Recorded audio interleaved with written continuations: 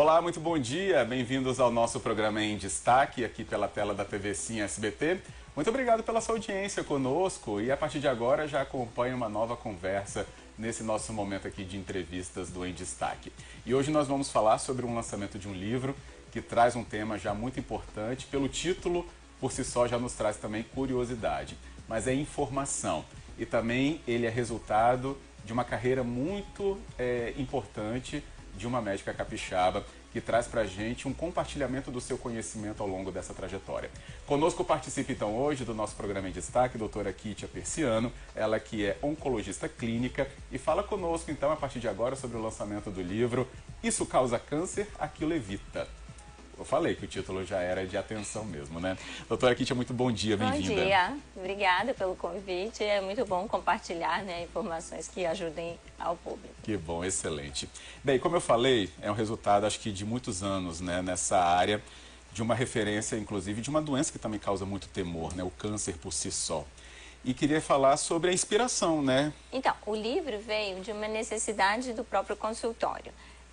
Quando você recebe o paciente, às vezes ele vem para uma coisa, por exemplo, uma pinta suspeita, né, de ser câncer. Mas você vai fazer a história do paciente, você vê que ele fuma, que ele está acima do peso, tem pré-diabetes. Então, quer dizer, a pinta não é nada. Ele procurou por uma coisa que não vai ter nenhum problema para ele, mas ele tem um monte de risco de doenças, né, e de, inclusive o câncer. E naquele momento você tem que parar tudo para dar todas essas orientações e você não consegue abranger tudo aquilo que deve ser dito e orientado a esse paciente. Então, durante o coronavírus que eu tive mais tempo, eu falei, não, eu vou fazer vídeos explicativos para cada assunto desse, porque a gente começa o bate-papo no consultório, a pessoa vê o vídeo e depois a gente conclui, né, como é que a pessoa pode se adaptar e fazer aquilo que é melhor, né, sobre, tipo, parar de fumar, fazer uma dieta para pré-diabetes. As pessoas não entendem que pré-diabetes não é para parar de comer açúcar e que é reversível. Quem tem pré-diabetes tem que emagrecer. O organismo muda o jeito do metabolismo, porque nosso depósito de gordura é genético. Eu já estou começando aqui a dar spoiler do livro, entendeu? O nosso depósito de gordura, de cada um de nós é diferente. Por isso os homens morrem mais cedo. Os homens, a gordura não tem gordura de formato, né? Como a mulher do quadril, da coxa, ela já vai para dentro da barriga dos órgãos. Por isso o homem não faz lipoaspiração. Ele não tem gordura entre a pele e o músculo como a mulher. Então, na hora que você estoca muita gordura e acaba o seu poder de armazenar, porque ninguém vai explodir, que nem Dona Redonda, você começa a consumir a gordura para produzir energia ao invés da glicose. Sobra a glicose fora da célula, ela começa a ser eliminada para o rim. Então, por isso que o pré-diabetes causa problemas, né, de rim, da retina, que são microvasos, aquele açúcar vai lesando. E a pessoa, quando ela vai engordando, isso vai piorando essa situação. E aí, você fica mais ou menos uma média de 8, 10 anos nesse pré-diabetes até instalar o diabetes. E as pessoas simplesmente tomam remédio, abaixam a taxa e acham que está tudo bem. Não está nada bem. Primeiro, ninguém orientou que isso é reversível. Que se ela emagrecer, ela deixa de ser pré-diabética sem o risco de daqui 8, 10 anos virar diabética com todos os riscos, né, de mortalidade da diabetes. Então, assim, eu fui criando vídeos, né, dando todos esses tipos de orientação. E quando eu tive tempo para isso, né, o coronavírus veio e ele ajudou em alguns aspectos. Lógico que foi terrível, mas momento, né, criou algumas coisas boas. E aí, quando chegou mais uns 2, 3 anos fazendo esses vídeos, eu falei, gente, isso dá um livro. Aí começam os vídeos a ficar desorganizados, você já não sabe ali onde procura, né? Eu tenho um canal no YouTube, mas já fica ali. E aí eu falei, dar um livro. Então, o que eu fiz? Os próximos vídeos eu já escrevia como um capítulo de um livro, com as bibliografias médicas, e eu passei a resgatar os vídeos antigos, reescrevê-los, atualizá-los e também resgatar as bibliografias que eu pesquisei para criar, né, aquele vídeo. Todo o livro e todo o assunto tem bibliografia científica médica, tá? Excelente. E aí, daí surgiu, né, o livro. E foi engraçado quando eu comecei a fazer esses vídeos, que o paciente vinha consultar comigo Em vez dele sair com uma receita de medicamento, links, ele saiu com... Ó, você tem que ver esse vídeo, que o seu problema é esse. Você não está dormindo bem, tem o vídeo do sono. Você está com uma vida estressante, tem o vídeo do estresse. E todos os capítulos, eles mostram o problema, eles mostram a bibliografia, eu descrevo como surgiu esse problema e, no final, a solução. Então, não é só criar problemas, é mostrar o problema e dar a solução. Então, a gente combinava, vamos ver os vídeos, vamos esgotar esse assunto e depois nós vamos continuar naquilo que é factível para você. Porque as pessoas não são iguais, cada uma ela vai ter um jeito diferente de parar de fumar, ela vai ter um jeito diferente de emagrecer, por exemplo. O livro, ele foi feito, né, de uma maneira, isso daqui é uma célula cancerígena, imitando que é um sol. Então, isso causa câncer? Sim, o sol em excesso causa câncer. Aquilo evita? Então, são pessoas praticando esporte, sim, evita. E parafraseando Cecília de Meirelles, né? Você tem a opção disso, isso ou aquilo. Exato. Então, nossa vida é cheia de opções. Que bom. E o livro é dividido em 3 partes. A primeira parte é sobre como evitar o câncer e curiosidades. Aí eu abordo todas as dúvidas que a gente tem, né? Afrai, celular, micro-ondas, transgênicos, unha de gel, coenzima Q10. Tudo você quer saber. Isso, o que é isso? Isso pode me dar algum risco? Isso pode me dar algum benefício? A segunda parte, mas assim, tem muita coisa mesmo. A segunda parte é sobre estilo de vida. Então, a gente começa com um capítulo chamado De Bem com a Comida, tá? Então, o que é isso, né? O nosso século, o principal risco de doenças e de câncer é o aumento progressivo de peso. Eu nem falo de obesidade, porque você não precisa estar obeso para ter seu risco. Lembra a historinha do depósito genético? Se ultrapassou esse depósito seu, você já está correndo o risco. Por quê? As células, quando quando a gente está crescendo, elas se multiplicam, né? E daí nós criamos hormônios, né, do crescimento, nós produzimos, né, e hormônios que estimulam a multiplicação.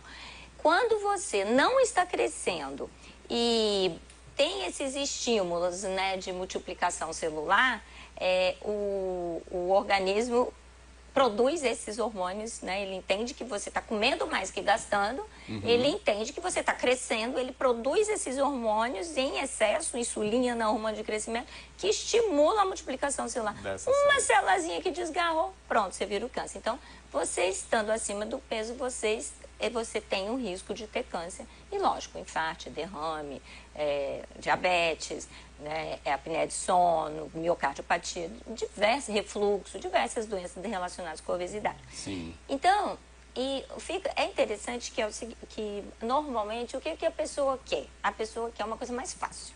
Ninguém está feliz de estar acima do peso. Ninguém está feliz. Todas as pessoas acima do peso já tentaram algum tipo de dieta. E às vezes consegue, vai tomar um shake aí da vida, uma dieta que eu chamo de dieta monótona, isso é a pior solução que tem para emagrecer. Porque você consegue fazer isso por uns 5, 6 meses. E aí você emagrece um horror, 15 quilos. Aí você não consegue manter essa dieta monótona, porque o período de desistência varia de 6 a 7 meses e você reganha todo o peso que você perdeu. Aí, isso dá celulite, tá? Também tem um capítulo aqui no livro sobre isso. Essa coisa de engordar e emagrecer muito rápido. E então, a gente sabe com essas dietas, né, o uso da dieta mediterrânea, que é a principal dieta que é recomendada pelos médicos, somente 8% das pessoas conseguem emagrecer. Então, assim, é muito difícil. Então, quem está nessa jornada, dieta, não emagrece, dieta, isso é uma coisa ruim para essa pessoa. Ela não gosta de conversar sobre isso, porque essas tentativas frustradas é uma coisa que frustra muito a pessoa. Bem, aí, então qual é a regra? A regra é você diminuir a sua comida. Tá? É o que você come, você não precisa comprar nada caro, comprar os produtos, fazer trocas, aquelas dietas. Você tem que diminuir a quantidade do que você come. Isso é a regra, tá? E daí a grande revolução veio com as canetinhas para emagrecer, né? Sim. Isso é a nova revolução da medicina. Então, tem um capítulo aqui sobre as canetinhas. Exatamente, já gente, tem. O livro é mais atual ainda do que a gente pensava. E aí é o seguinte, essas canetinhas para emagrecer, elas emagrecem mesmo, porque elas tiram o apetite. E elas têm uma efetividade, assim, é quase 100% das pessoas que tomam conseguem emagrecer. E o melhor, ela diminui em 65% o risco de mortalidade. Não tem nenhum medicamento, nenhuma atitude que dê tanto impacto na sobrevida, no aumento de vida, do que as canetinhas de emagrecer. Então, ela veio para revolucionar. Você perdendo peso, você deixa de ter todas as doenças relacionadas à obesidade, né? Então, como eu já disse, infarto, derrame, diabetes e o câncer, tá? Certo. Então, o que acontece? E por que eu estou falando isso, relacionando isso com uma dieta mediterrânea, né? Que é a dieta ideal. Nós temos no nosso cérebro uma memória do prato. Então, nós comemos mais ou menos a mesma coisa. Pode ser um dia um macarrão, um dia um arroz com feijão, uma carne. Nós colocamos as mesmas porções no prato. Isso é automático. Às vezes você vai comer fora, a comida está um pouco melhor, você até repete. Mas o primeiro prato é sempre igual. Então, isso é uma coisa muito forte de dentro do nosso cérebro. Pode ser que, à medida dos anos, as pessoas vão aumentando, elas vão aumentando o peso, né? As mulheres normalmente aumentam os 500 gramas por ano, homens mais 600, 800 por ano no decorrer da vida, porque ela vai se permitindo e mudando um pouco essa memória do prato, ou então diminuiu a quantidade de exercício.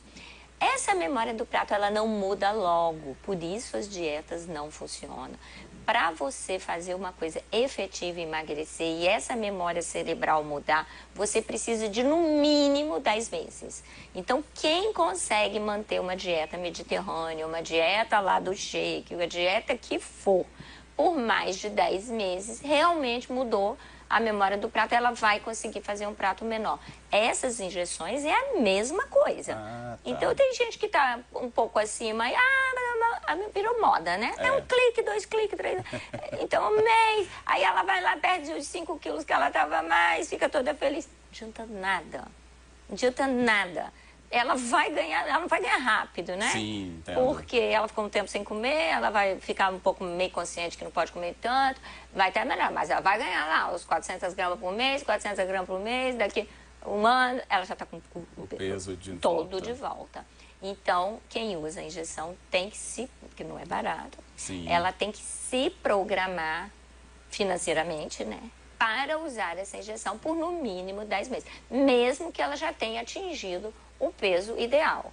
E daí o que pode fazer, eu não sou endocrinologista, eu não receito a injeção, mas o que eu vejo é, tipo assim, eles podem estender a cada 15 dias, coloca a dose menor, você tem que fazer uma manutenção, senão não dá certo. Justo.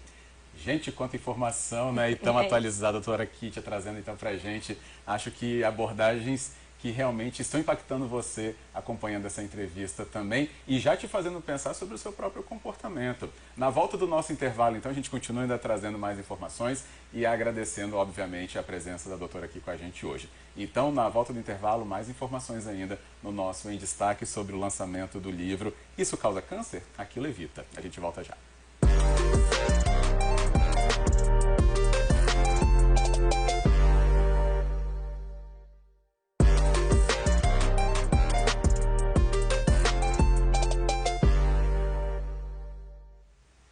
De volta com o nosso programa Em Destaque, aqui na tela da TV Sim SBT na sua manhã, continuando com a nossa convidada desta edição, trazendo curiosidades enormes aqui pra gente, graças a um trabalho de compilação de muito conhecimento que a nossa convidada fez em um livro. Quem é a convidada? A doutora Kítia Persiano, ela que é oncologista clínica, o livro que nós estamos comentando, e graças a ele sobre um assunto muito importante, Isso Causa Câncer? Aquilo Evita.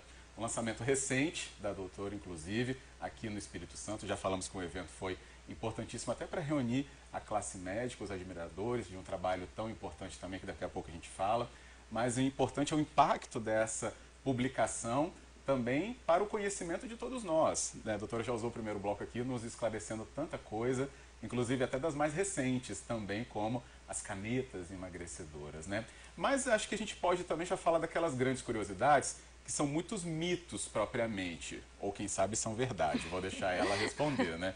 Por exemplo, né, daquilo que a gente tem, doutora, de um hábito de acreditar que refrigerante causa câncer, o uso exagerado, churrasco e comidas, os embutidos, né, que se falam, seu uso também constante e de grande quantidade traz problemas. Você falou até do exemplo do micro-ondas e air fryer.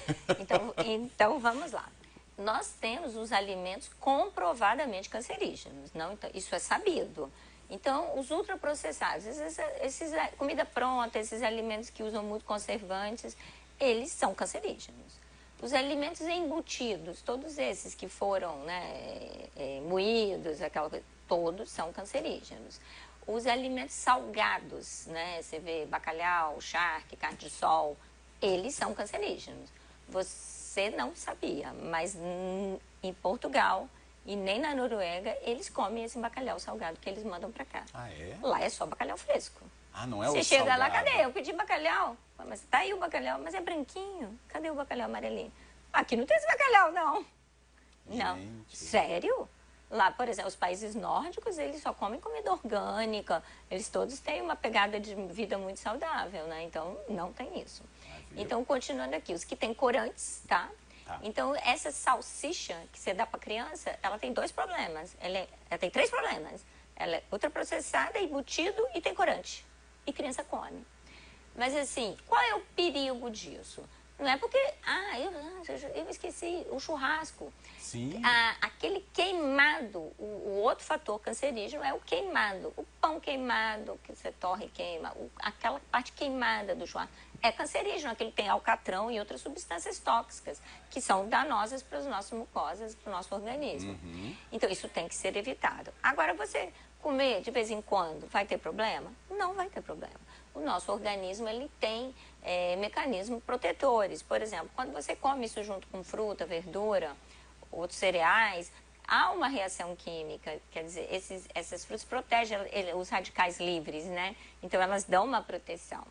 Então, o que fica aqui? Alimentos cancerígenos, a gente tem que evitar. Se for comer, gente, não pode ser da alimentação do dia a dia. Dia a dia, alimento fresco, natural, arrozinho com feijão, alface com tomate, é isso, a carninha, o frango. Não inventa, não inventa.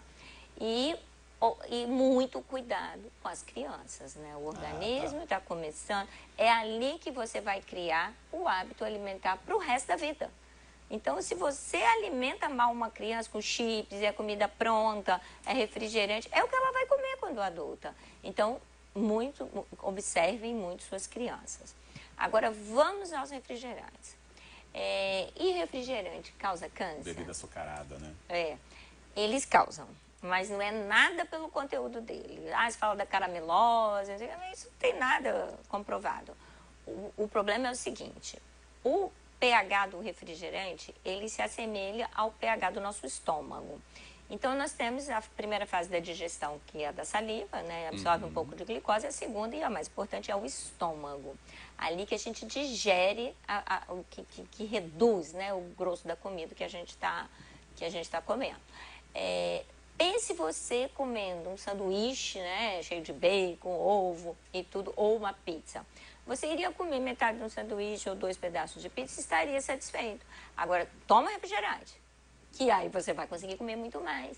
Isso é muito comum. Você está numa reunião de amigas, aí todo mundo está tomando um vinhozinho, pedindo uma entrada. Aí vamos comer agora. Aí todo mundo, refrigerante. Quer dizer, nós já não aguentava comer mais, não precisava daquela outra comida. Aí toma com o refrigerante que cabe, entendeu? Então, aí você fala, mas e o zero? Nós não estamos falando da caloria do refrigerante, porque quando você está ingerindo a caloria do refrigerante, você acaba substituindo por uma outra coisa, né? Porque a gente também tem a saciedade, né? Ele também está saciando aquele açúcar do refrigerante. Então, não é isso, ele engorda pela acidez. Então, por que o refrigerante causa câncer? Porque ele aumenta a obesidade, e se a obesidade causa câncer, então, secundariamente, ele causa câncer. Tá? Exatamente. Vamos outros mitos? Vamos, por favor, sempre muito curioso. Menopausa. Menopausa, para as mulheres, hein? Atenção. Menopausa. menopausa engorda, menopausa é a desgraça, né? O que acontece? O que você vê no dia a dia? Como eu estava falando, né, as mulheres depois de 20, 25 anos, elas começam a ganhar uma média de 500 gramas por ano, o homem 600, 800. Aí você veja bem, 30 anos depois, ela vai estar com 15 quilos a mais, o homem com 20, né? E aí ela entra na menopausa. Aí ela já estava obesa, acima do peso, Sim. ou acima do peso. Ah, menopausa engordou, mas quanto você estava de peso? Desde quando você está com... Ah, tá, certo. Pode atrapalhar o sono? Sim, essas alterações hormonais, elas podem diminuir o sono, alterar a libido, diminuir, né? A pessoa às vezes diminui a quantidade de exercício, mas fique na sua cabeça que se você entrar na menopausa, manter uma atividade física, não tentar não ganhar peso e tudo, os seus sintomas vão ser muito pequenos. E combater o estresse, tá? Bom. Então, menopausa não é culpa de todos os males, não. Algumas mudanças, não todas, tá? Muito cuidado de achar que vai mudar tudo por causa de menopausa. Tá bom. E ela falou a palavrinha que acho que a gente vive no meio dela e com ela e procura às vezes até onde vai encontrar estresse. O que isso está trazendo pra gente, doutora? Então, está na segunda parte do livro, né, que é a parte do estilo de vida. E a gente sabe o que acontece. Nós temos aquela reação de foge ou enfrenta. Lembra na escola que a gente aprendeu? Quando o cachorro vai atacar, ou você luta com o cachorro ou você dá linha. E isso é a adrenalina, a noradrenalina. Então, isso é mediado por esses neuropeptídeos. Eles são cancerígenos, tá? Eles estimulam a multiplicação celular. Agora, pensa você numa situação de estresse no seu dia a dia. Um trabalho que está ruim, um casamento que não está legal, filho drogado dentro de casa, morte da família, né? Problemas financeiros, né? Perda de emprego, né? Aquela dívida, mudança de né? padrão de vida. Você fica num estresse crônico, né? Então, essa adrenalina, ela é jogadinha no conta-gotas, né? Então, isso causa câncer, tá? Isso é comprovado. Então, estresse causa câncer. Qual é a solução? A gente tem que reconhecer, gente, quando o negócio não tá legal. Então, assim, você não tá satisfeito no seu trabalho, você tá com problemas na sua família, é hora no seu casamento, é hora de você parar, reavaliar, conversar e mudar, tá? Então, a gente tem que praticar exercícios, né? Tipo yoga, coisas de relaxamento, caminhadas, contato com a natureza, para melhorar essa situação. Agora vamos falar da religiosidade. Tá? A religiosidade diminui e a espiritualidade diminui o câncer? A resposta é sim, diminui. Fizeram trabalhos, né, controlados nos grupos mormons, né? E eles viram, né, acompanharam durante muitos anos os fiéis e viram a incidência de câncer. E aí eles compararam com a população, que não é praticante de religiosidade, e viram que eles tinham menos câncer. Mas quando foram avaliar a parte de qualidade de vida, quer dizer, a obesidade, exercício e tudo mais, eles viram que as pessoas que frequentam um grupo religioso, elas têm uma vida mais saudável. Né? Então, por isso que elas têm menos câncer, né? Elas têm uma vida mais saudável. Então, o fato de você pertencer a um grupo religioso, se doar, praticar a caridade e principalmente ter um propósito de vida.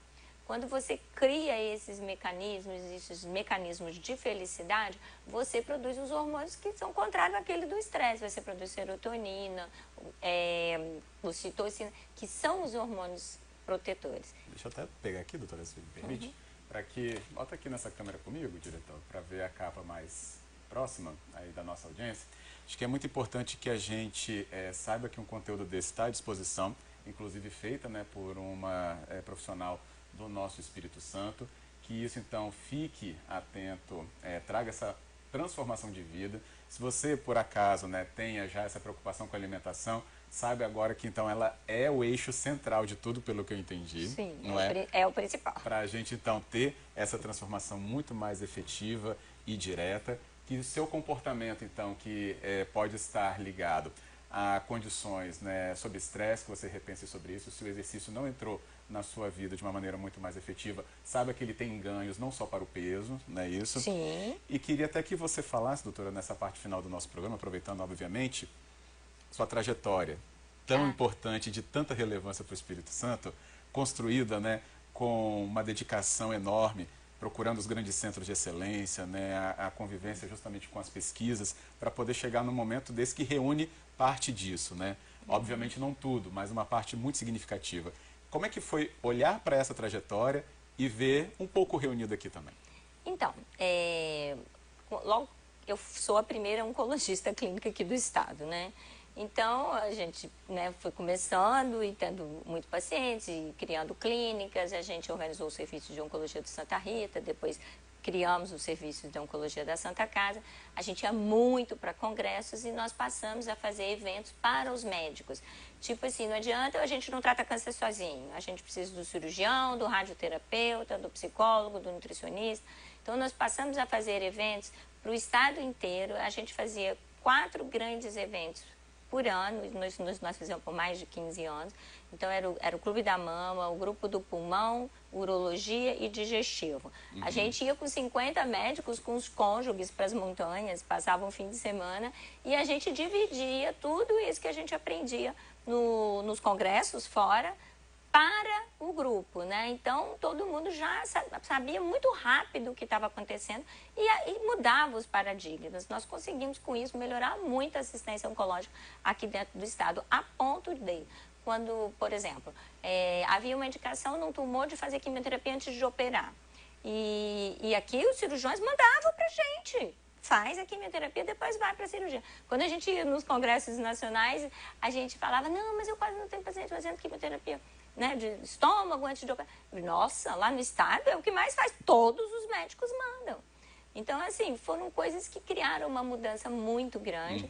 Então, toda essa experiência de dividir, de criar aulas, de ensinar, isso, e no consultório, de fazer uma linguagem sensível, né? Não adianta você ficar falando termos muito médicos e dar explicações que as pessoas não vão entender. Mas, assim, de explicar coisas que se você entende bem a coisa, você é como um professor. Sim. Professor que entende do que está falando, você entende o que ele fala. Quando ele não sabe muito bem, você não entende. Você acha que você não está entendendo porque você é burro, não é não. É porque ele não está explicando direito. Boa. Então é aquela coisa de chegar ao paciente, de explicar melhor ao paciente. Então eu fui reunindo essas coisas, né? Tipo assim, o medo da pessoa na hora do diagnóstico, né? Exato. Então, o último capítulo do livro, a gente fala sobre para quem está em tratamento de câncer. E o primeiro capítulo eu acabei de me diagnosticar com câncer, e agora? E daí, explicando tudo que você tem que fazer, você não tem que deixar para fazer dieta, né? Não manter o peso, fazer exercício depois que acaba o tratamento. Não, é durante o tratamento. Então, tem todas umas dicas legais, né, de como se adaptar ao tratamento e orientações, náuseas e vômitos, febre, quem faz quimioterapia, tratamento de reposição hormonal em quem teve câncer de mama. E a gente fecha o livro, assim, eu me tratei de câncer, e agora, como será a minha vida? Então, é bem instrutivo, né? Sim. Não só para quem quer evitar o câncer, mas para quem está na jornada do tratamento do câncer. E no pós dele também. Acho que é muito rico esse conteúdo. A gente deixou aí os endereços passando, onde você pode adquirir facilmente, né, a publicação da doutora Kitia. Então, acho que esse espaço também foi muito feliz em recebê-la, para que também esse conteúdo chegasse de uma maneira também tão clara, tão objetiva, como a doutora fez aqui com a gente. E vamos continuar acompanhando outras iniciativas que a senhora tiver, outras publicações que porventura surgirem. Acho que o gostinho do primeiro... É o primeiro? É o primeiro. Nossa, nem perguntei, né? É o primeiro. Então, com certeza, outros devem chegar para a gente ter mais conteúdo feito pela senhora. Muito obrigado, doutora. Obrigada a vocês. Parabéns acima de tudo. Tá? Obrigada. Então, a gente saindo agora, né, nessa manhã, refletindo. Muitos, com certeza. Outros, ainda, então, mais aprimorados nesse conhecimento que a doutora compartilhou com a gente na nossa Manhã do Em Destaque. Agradecemos então a sua audiência e o convite para voltar na próxima edição. Até a próxima, então.